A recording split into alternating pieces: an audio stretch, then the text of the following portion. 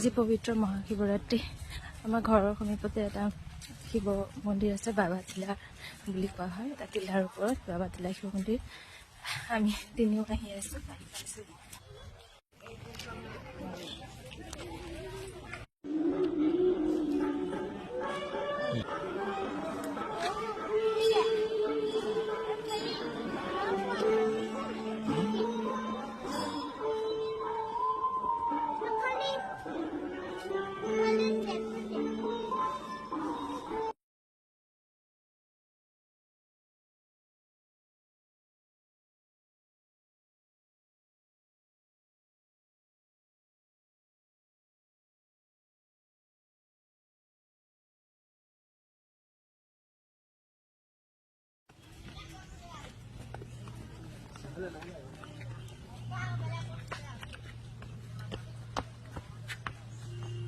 এয়া হ'ল বাবা টিলা শিৱ মন্দিৰ, আমাৰ ঘৰৰ সমীপত।